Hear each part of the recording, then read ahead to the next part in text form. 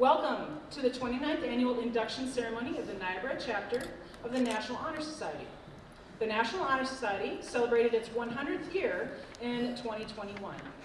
While many things have changed in a century, the National Honor Society still considers connecting with and serving the community its highest value.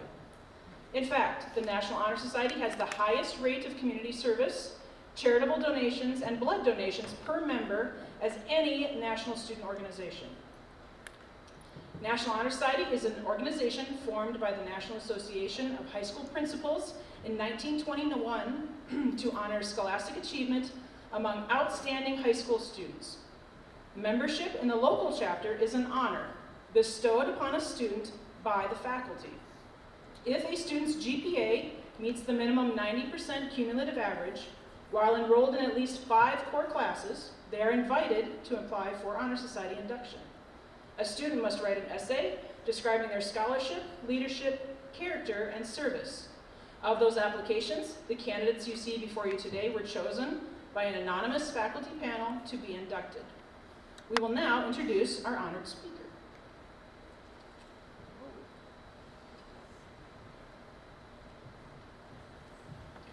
Our speaker today is Janet Olson, a 1991 graduate of Niobrara High School and a member of the National Honor Society. The Niobrara alumni pictures in the hallway hold pictures of several of her family members in addition to hers. You might know her parents, Bob and Darlene Olson. They live in town as do her aunt and uncle, Neil and Jane Olson.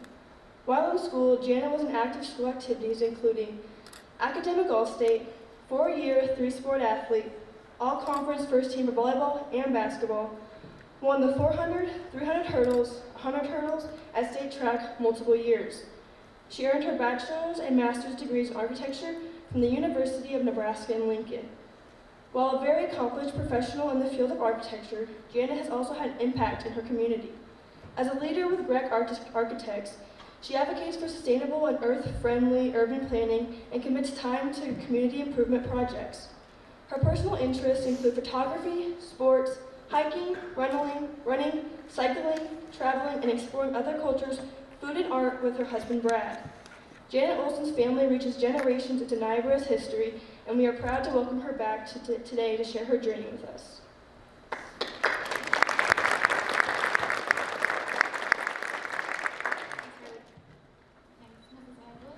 I'm really happy to be here today and excited to talk to all of you. Honestly, deciding how to begin a presentation is one of my biggest challenges, even though I present on a pretty regular basis. It doesn't matter if I'm presenting to a room of colleagues or a room of familiar faces or a new client. It's always my thought to start the presentation with how do I start this on the right foot in order to end with a positive experience for everyone and accomplish the goal. Well, that's a pretty lofty goal, in general. But life is full of goals and aspirations.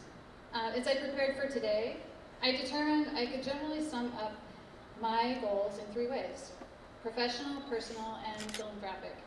Very similar to the pillars of the National Honor Society, which we're all here to celebrate the inductees for today. In my professional life, I'm an architect. While I chose this field of study, when I entered college, I had not even scratched the surface of what this actually meant and what this professional path would entail for me. My favorite subjects in high school were art and math. And so I combined these and I chose architecture. The more I learned, the more interesting this choice became, and the more I realized how expansive the field was, and it's not just about buildings. Never in my wildest imagination did I realize that this profession would take me halfway across the world and all over the country to build. So architecture is a STEM field, and we hear a lot about STEM these days. Science, technology, engineering, and mathematics. I do not recall the discussion of STEM when I was in high school, nor do I really recall this being a distinguishing acronym for a field of study or any group of fields of study. So I really didn't enter this field thinking about my place in a STEM field. Nor did I really think about being a female in a STEM field. None of those things really crossed my mind. All of the components of STEM, science, technology, engineering, and mathematics, are rolled into architecture. Years later, it's become very apparent when I find myself leading meetings and engaging rooms of people, or being on construction sites. I'm often the only female in the room. And if there are other females in the room, they may or may not be participating. I'm happy and proud to be at the table as a female leader in a historically male-dominated field.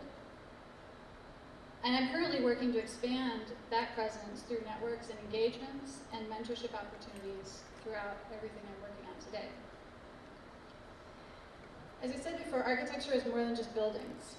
There's a couple of buildings on the screen behind us, and I wanted to share a project with you just to show you a little bit about what I've been doing in the past couple of years, so building up to this point in my career. At its basic level, architecture is shelter. But at its richest level, it is art, it is history, culture, technology, and innovation. And it really does influence our daily lives. We are in architecture at every moment of our lives. So as a collaboration of STEM fields, it's a physical example of innovation and advancement in society. It involves critical thinking, problem-solving skills, creative expression, and the contribution of ideas that spark innovation. Through the resilience and organization of these ideas and the communication of the ideas, these innovative aspects become reality. My own inspiration and passion for architecture is centered in nature, health and well-being, community, and sustainability. These guiding lights are present in my critical thinking, problem solving, and my approach to projects I work on. And as an example, I want to share this project that we worked on in Portland, just recently completed. It's a very large building. There are 220 apartments in this building. There are 6 levels of offices in this building.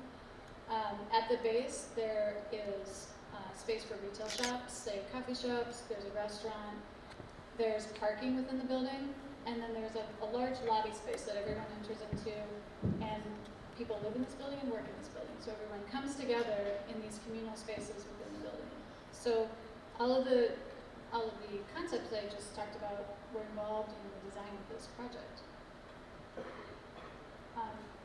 On the next slide, we'll see just a few interesting ways that the building looks within its environment. We do look at buildings in funny ways sometimes. We turn them on their side, we look at them in other ways, because you have to change your perspective when you're looking at different things. Buildings aren't just viewed from one angle. One thing I want to point out in the picture on the lower left, if you can see, there are some terraces that are building up at the base of this building. And that's kind of what I wanted to share with you today. One of the very innovative approaches we took with this project was to integrate landscape in multiple areas of the building.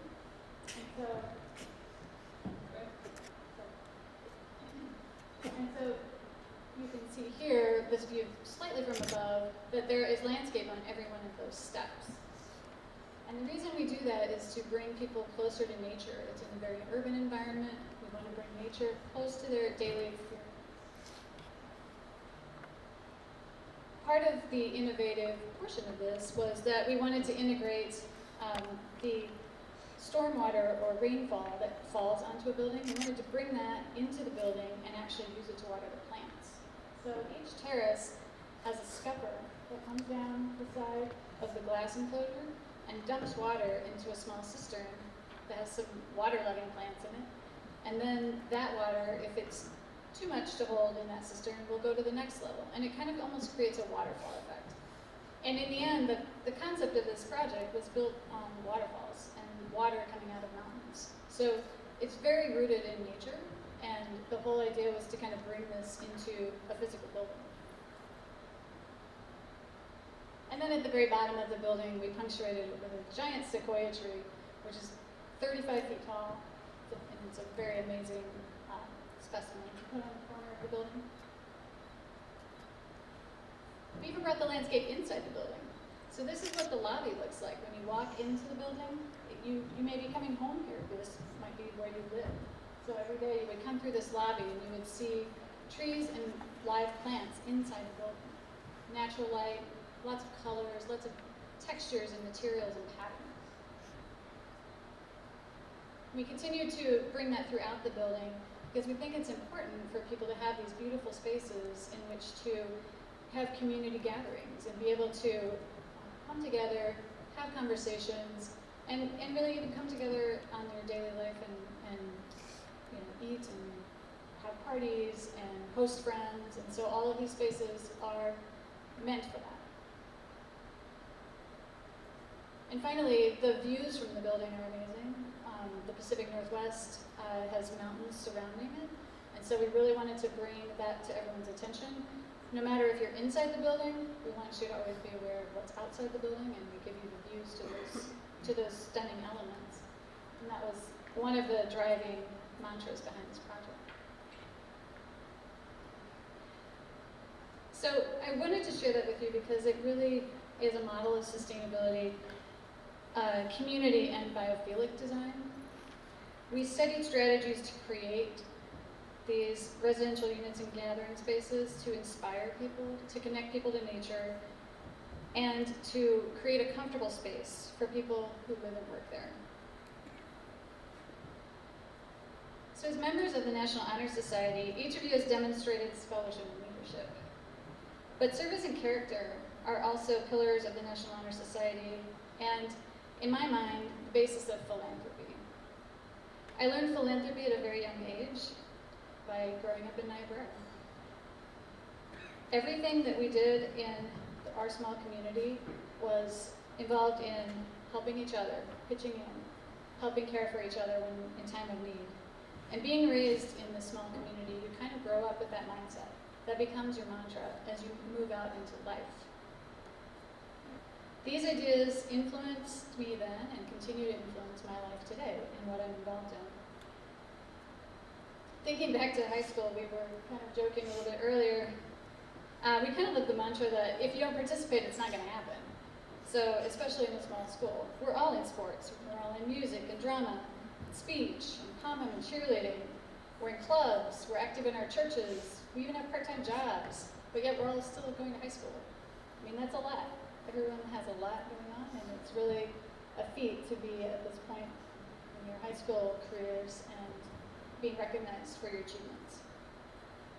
It's mind-boggling to think back on how we did all of that, but yet it's really amazing because all of those opportunities really did set us up for the achievements we made and have made later in life, and it will do the same for you guys. I like to think the history of our community also shaped my desire to pursue architecture. Even though it's a small community, it's not an urban metropolis, which I do work more in metropolises now than in small communities. The concepts are the same. And the dynamic history of our community really did shape that, I think, for me early on, without me really even knowing it. There was a model of the town when the town was moved. The model sat, I think, in the little foyer entry to the library. I don't know how many times and how long I spent staring at that model. Not really knowing why, but I was super interested in it. And so it's ironic that that kind of stayed with me, and I really continue to look at that community development and organization that was shown within that model, and I carried that into my career. As you move beyond high school, and perhaps beyond Niobrara or Nebraska, or even the United States, you'll discover things that you're interested in, things you're passionate about, and these experiences and pursuits will become part of your story. I encourage all of you to explore and to be curious, to travel and experience new places, try new foods, experience new cultures. The diversity of our own country and the world are an education in and of itself. And it's worth every penny of investment to experience this. I encourage you to follow your own path. It is very easy to become part of someone else's path.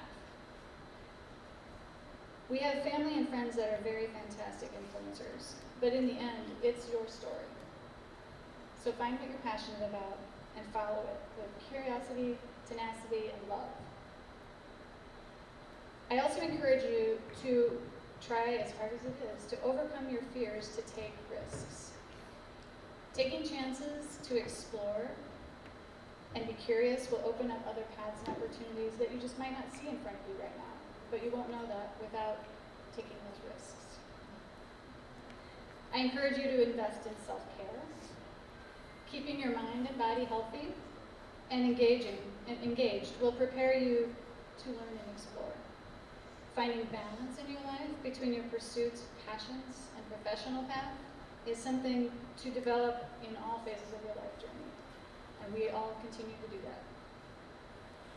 And finally, I can encourage you to develop a growth mindset. You may be nearing the end of your high school years, but you're only beginning the years of your life that are yet to unfold. Open yourself to new ideas, experiences, and conversations, and this will provide you rich experiences and populate your story. We never stop learning, so what will be your story? Thank you.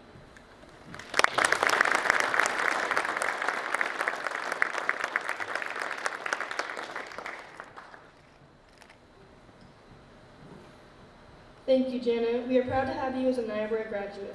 We will now proceed with the induction ceremony.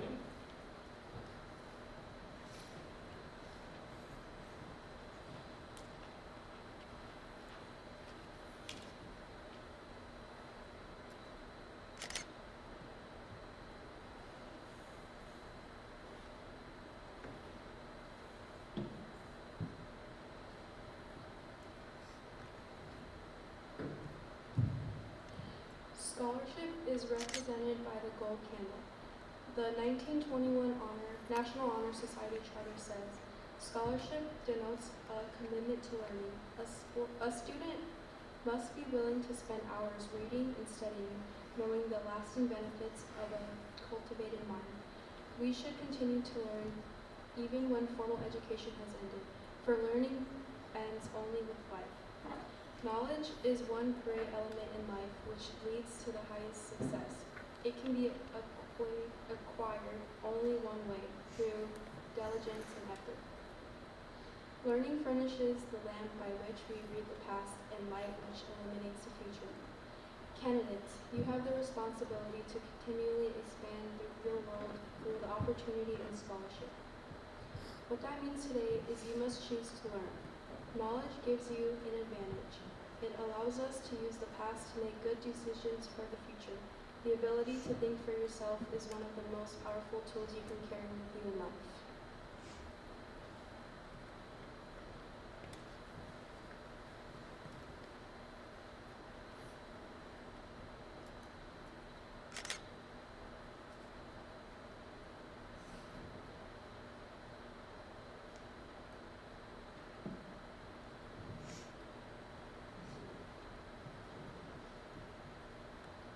Service is represented by the red candle. The 1921 National Honor Society Charter says, service can be described in various ways. In the routine of the day's work, many opportunities arise to help others. Willingness to work for the benefits of those in need without monetary compensation or recognition is the quality we seek in our membership. We are committed to the idea of volunteering our time and abilities to the creation of a better tomorrow. For students today, we often think of community service as planned events where we clean up a park or volunteer at an animal shelter. However, it is important to recognize service as a mindset, how you think and view others. Service is believing someone else is just as or even more important than yourself and then acting that way. We all know the smallest act of kindness can have life-changing results.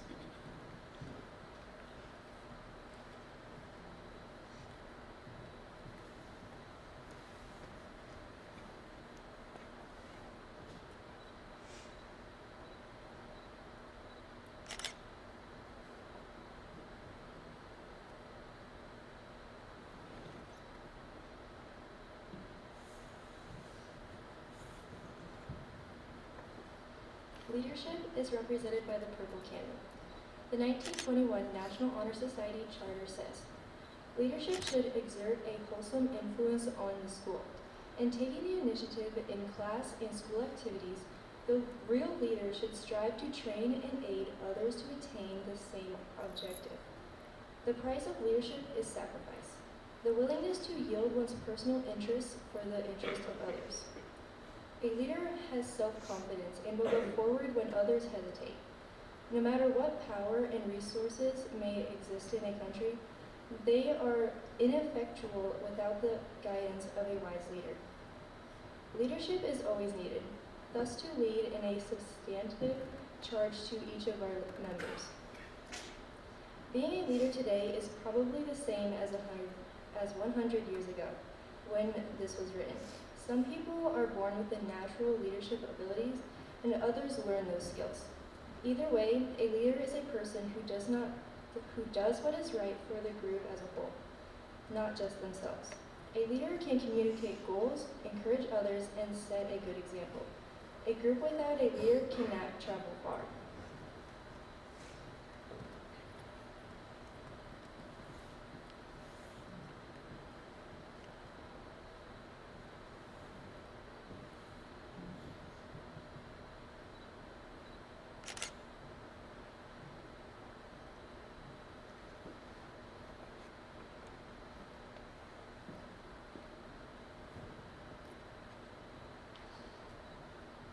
Character is represented by the green candle. The 1921 National Honor Society Charter says, "Character is the force within each individual which distinguishes that person from others. It gives each of us our individuality. It is that without which no one can respect oneself, nor hope to attain the respect of others. It is this force of character that guides one through life, and once developed, grows steadily. Character is achieved and not received. It is the product of constant action, daily striving to make the right choice. The problem of character is the problem of self-control. We must be in reality what we wish to appear to others. By demonstrating such qualities as respect, responsibility, trustworthiness, fairness, caring, and citizenship, we may hope to prove by example that we value character." These words from 100 years ago still ring true.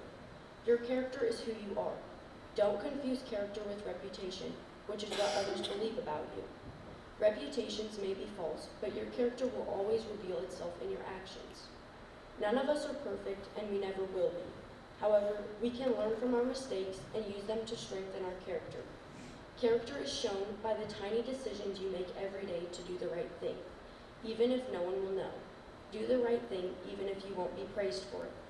Members are expected to help build up others' character and to not tear others down.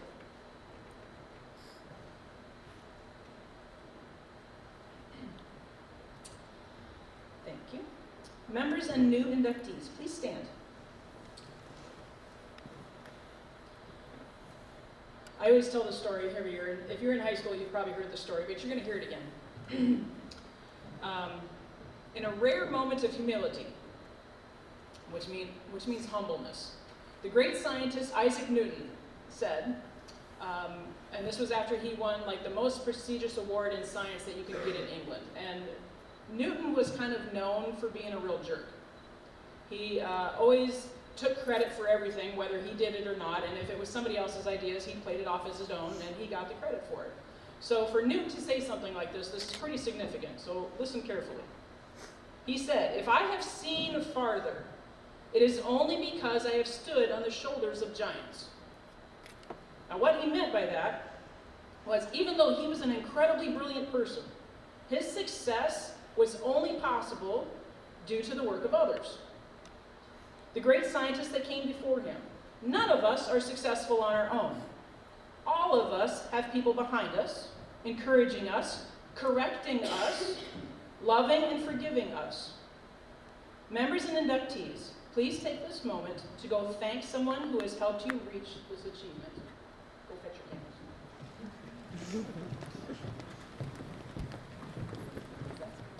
Yes.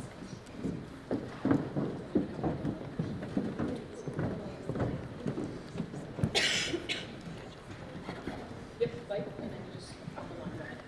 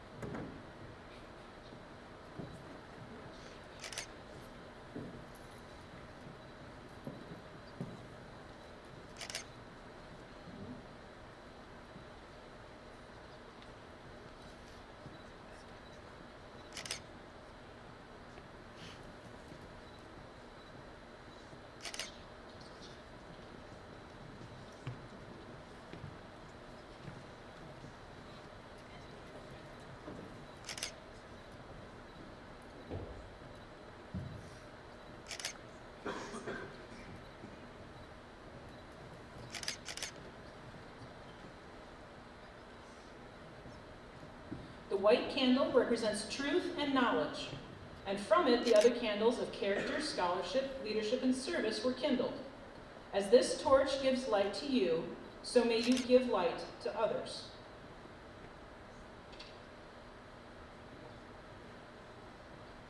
Current members, inductees, and graduate members, please join me in the pledge. Please repeat after me. I pledge myself always to seek the light of truth. I pledge myself to always seek the light of truth, To hold scholarly habits. to hold scholarly habits, To engage in worthy service. to engage in worthy service, And to lead forward in all things to move forward in all things, that shall advance the welfare of the school. that shall advance the welfare of the school.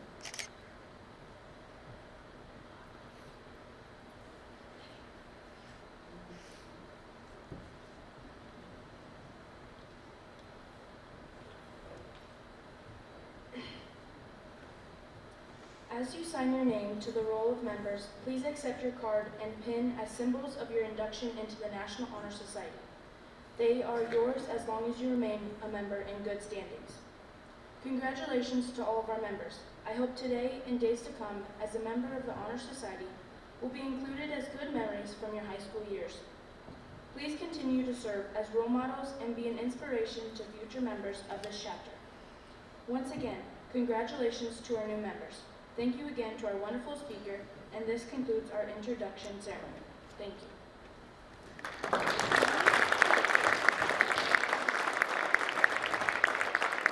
Okay, we need to stay for some group pictures really quickly, but if you are a guest of one of our members or inductees, please stay for punch and cake in the FCS room. Otherwise, y'all get to go back to